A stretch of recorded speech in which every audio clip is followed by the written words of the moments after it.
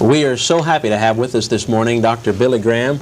Dr. Graham, I've looked forward to meeting you for a long, long time. Thank you, Ben, and it's a great pleasure to be with you. After Billy Graham died in 2018, his children found something surprising in his study in North Carolina. Private writings that revealed the inner struggles of America's most well-known preacher were hidden away in drawers and cabinets. These journals uncovered some surprising truths: his crisis of faith that nearly brought his ministry to an end, the real story behind his relationship with Nixon, and his admissions about his greatest regrets. Until now, the man that millions of people recognized from television was not being completely honest. Billy Graham was born on November 7, 1918, shortly before World War I came to an end. He spent his childhood on a large dairy farm located near Charlotte, North Carolina. The 300-acre farm, which had over 70 cows, was owned by his parents, William and Morrow Graham. Billy worked hard throughout his childhood. He had to get up early every day to milk 20 cows, and then he had to do it again after school. He learned discipline and a strong work ethic from this routine. Something unusual occurred when he was 15 years old. Once prohibition was over, his father forced him and his sister to drink beer until they both felt nauseous. Billy's dislike of alcohol lasted for the rest of his life because of this strange experience.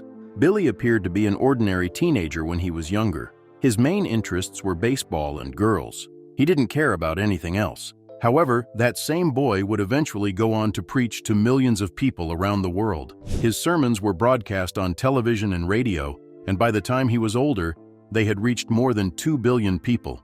It is difficult to imagine that a person who started out with such humble beginnings could have such a significant influence. Billy was 16 years old when everything began to change. Mordecai Ham, a preacher, led a revival meeting in Charlotte in 1934. In the same year, a group of local business people prayed at the Graham farm, asking God to send someone from their town to spread his message. Billy was initially uninterested in attending the revival. He was not interested in religious events, and a local youth group had turned him down because they thought he was too worldly. However, a farmhand named Albert McMacken continued to urge him to leave. Billy ultimately came to an agreement. Something amazing occurred at the revival.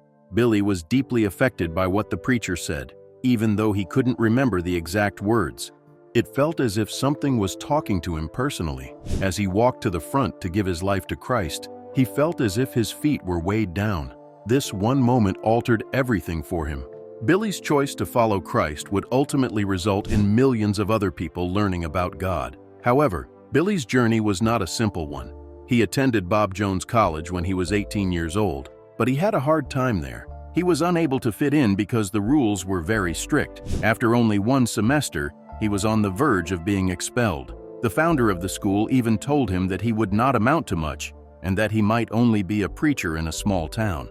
Billy chose to transfer to Florida Bible Institute rather than give up. That decision ended up having a significant impact on my life. Billy felt more supported at the new school. He practiced his sermons in strange ways, preaching to birds, trees, and even alligators by the river. In 1938, a significant event occurred. He was uncertain about his future one night when he was walking on the golf course at school. He knelt in the grass and said to God, "I will do whatever you ask of me." That moment solidified his choice to devote his life to preaching. Billy became a Southern Baptist minister in 1939 when he was only 20 years old. He was raised as a Presbyterian, but he respected the Baptist faith and decided to become a member of it. He was baptized by immersion in a lake, which was different from the sprinkling he had received as a child. His ordination demonstrated that people believed he had the ability to spread God's message, even though he was still young. Billy Graham's path to becoming one of the most well-known evangelists began during World War II and continued in the years that followed. He delivered his first Youth for Christ sermon in Chicago on May 27, 1944, when he was only 25 years old. More than 2,000 people attended to listen to him speak. This was the start of something significant. He soon began traveling throughout the United States, Canada, and Europe, where he spoke at rallies and helped establish Youth for Christ chapters. He was the first person to be hired by the group as a full-time employee in January 1945. His job was to plan events, both in the United States and around the world. He spoke in more than 300 cities over the course of the next 7 years, reaching thousands of people. These early years were instrumental in his development into the passionate preacher that people would come to know later on. The Youth for Christ rallies were thrilling and new. They did more than just preach. There was a lot of energy, along with music and testimonies from celebrities. These events drew in massive crowds, with attendance reaching as high as 70,000 people on occasion. His words gave many young people hope, particularly after the difficulties they faced during the war. By 1946, Youth for Christ had expanded rapidly, with approximately 300 chapters in the United States and more than 200 chapters in other countries. These rallies were the beginning of something larger, not only for Billy, but also for other organizations, such as World Vision and his own Billy Graham Evangelistic Association. The Los Angeles Crusade of 1949 was a significant moment in history. On September 25th, it started under a large circus tent known as the Canvas Cathedral. Initially, the number of people in attendance was around 3,000, which was a small crowd. However, something amazing occurred next. During the event, Stuart Hamblin, a famous radio host, dedicated his life to Christ. A few days later, Louis Zamperini, who was a war hero and an Olympic athlete, did the same thing. William Randolph Hearst, a media mogul, took notice of these moments. He instructed his newspapers to promote Billy Graham, and before long, the entire nation was discussing him. The crusade was expected to last for 3 weeks, but it ended up continuing for 8 weeks. By the end, approximately 400,000 people had attended, and thousands of them had made decisions to follow Christ. Billy became well known because of this event, and it also created opportunities for more crusades to take place throughout the country. Billy realized that he needed to find a way to organize his expanding ministry in 1950. The Billy Graham Evangelistic Association, BGEA, was established at that time. It began in a small office in Minnesota, but it had lofty ambitions to spread the gospel in every way it could. In November 1950, they launched one of their first projects, a radio program called Hour of Decision. The program gained immense popularity and was able to reach millions of people around the globe. The BGEA has expanded into a worldwide organization over the years, with offices located in cities such as London, Sydney, and Buenos Aires. They also began to publish magazines, create films, and produce television shows. As a result, Billy's message was able to reach a larger audience. Billy and his team made a commitment to adhere to strict ethical guidelines in 1948. 2 years prior to the establishment of the BGEA, they were concerned about scandals that had caused problems for other evangelists. They created a document that they referred to as the Modesto Manifesto during a meeting that took place in Modesto, California. They made a commitment to be truthful about their finances, avoid any appearance of sexual misconduct, work closely with local churches, and never overstate their success. This established the groundwork for the way Billy's ministry functioned and gained the confidence of millions of people. Billy Graham's work transformed the way that people spread the Christian message across the globe. His crusades united millions of people and established him as a prominent figure worldwide. His first major international event in London lasted for 12 weeks in 1954. More than 2 million people attended his speech. This was the beginning of his worldwide mission, in which he brought together large gatherings, media, and support from local churches in order to reach more people than anyone had ever done before. Graham's ability to bring people together, even in areas where there were significant divisions, was one of the most unexpected aspects of his work. He held a crusade in Durban in 1973, during the time of apartheid in South Africa. Graham ensured that all 100,000 attendees were seated together, regardless of their race. He went so far as to call apartheid a sin, which angered the government, but earned him respect from people all over the world.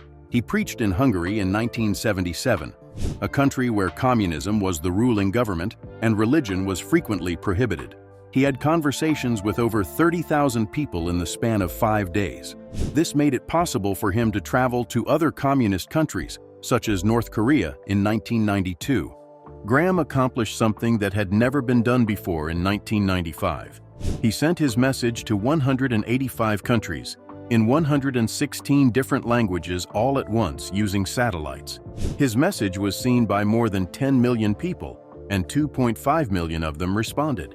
He had talked to more than 215 million people in person in 185 different countries by the time he retired. In 1973, he drew his biggest audience in South Korea, where 1.1 million people came to listen to him. His crusades had an impact on people's lives that went beyond the numbers. In 1986, a young man who was addicted to drugs attended one of his events in Amsterdam. He later became a Christian leader in the Netherlands. Graham was not solely focused on live events. He utilized the media to connect with an even larger audience. In 1950, he began his radio program, which was called Hour of Decision. It was on 150 stations within a year, and by 1954, it was on 800 stations around the world. He thought that live broadcasts felt more authentic to listeners, so he preferred them. He also made a big impression on television. His New York Crusade was broadcast on ABC for 16 weeks in 1957. At that time, it had 96 million viewers, which was approximately 70% of all households that owned a television. On the first night, ABC's phone lines were flooded with calls because so many people were interested. Graham was able to reach 50 million people across Africa through a satellite broadcast in 1981. For many Africans, this was the first time they had ever witnessed an event like this. His team even had to fly in generators to provide power to equipment in places that were far away. Graham also wrote a newspaper column called My Answer, which was published in hundreds of newspapers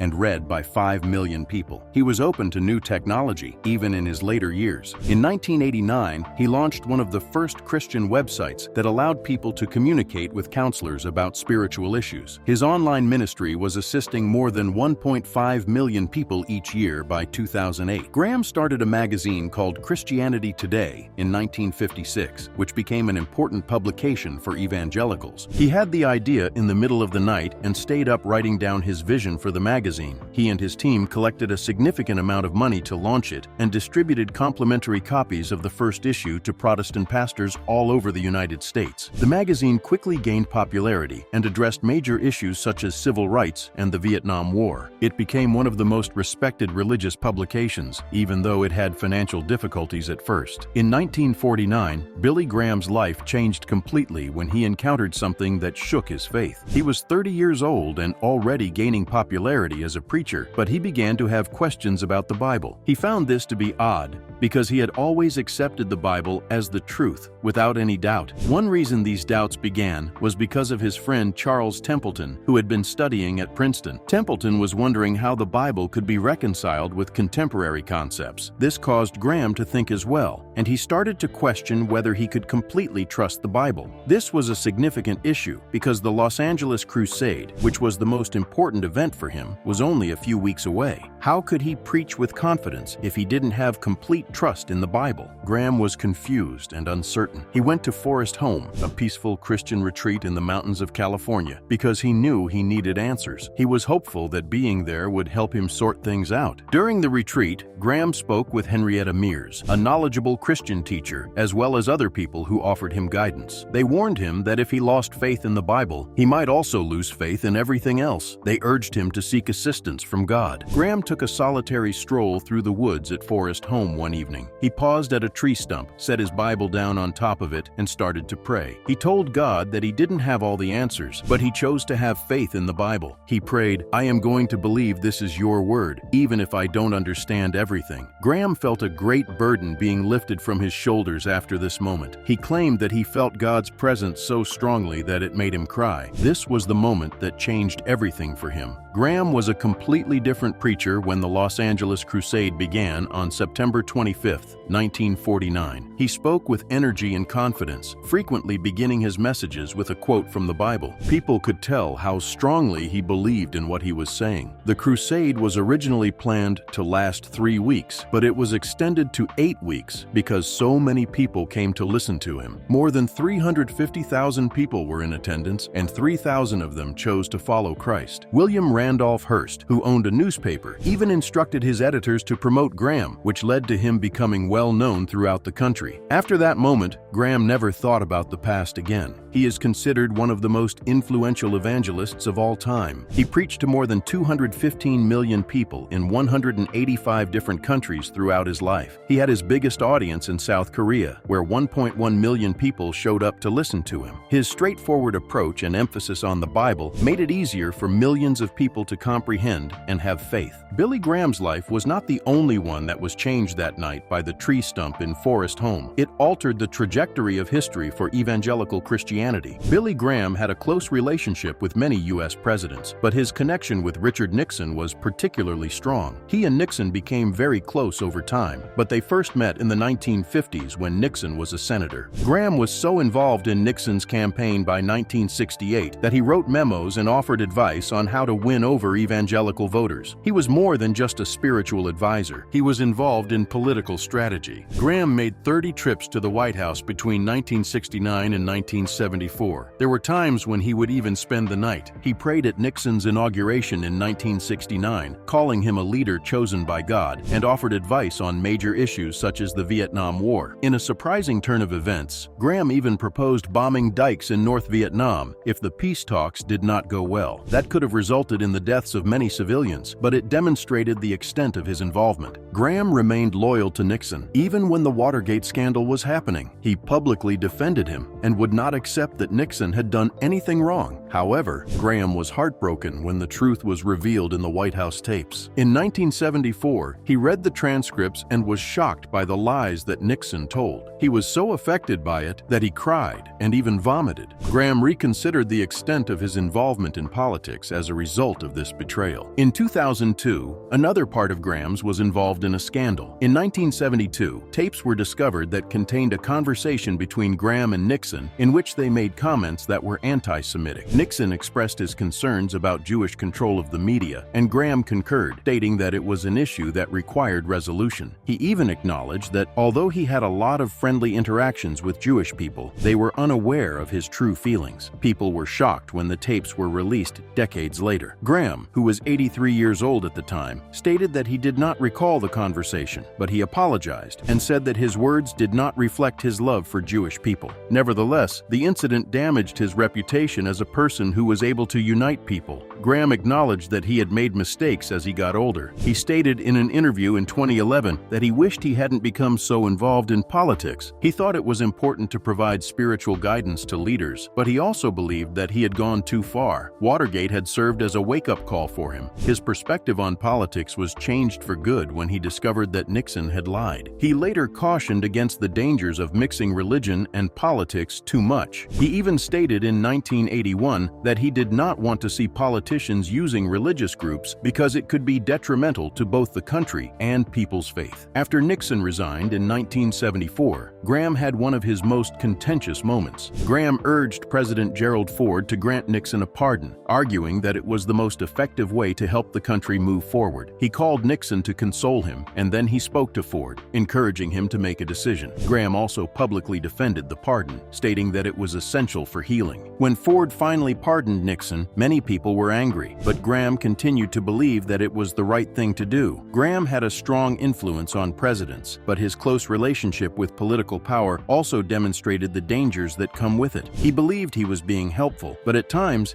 his actions made it difficult to tell the difference between faith and politics. Some people praised him for his efforts, while others criticized him for becoming too involved. These moments are included in his complicated legacy. Billy Graham did something shocking in 1953 during a crusade in Chattanooga, Tennessee. He ripped down the ropes that were separating the white and black sections of the audience with his own hands when he saw them.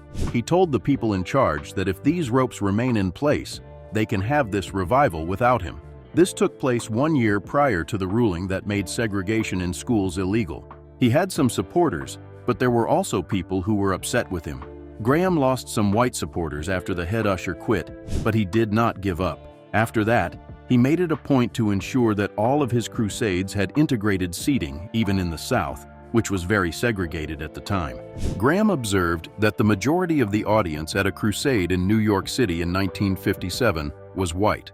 He sought counsel from Howard Jones, who is a pastor and is black. Jones advised him to take his message to Graham. He followed this advice and held rallies in Harlem and Brooklyn.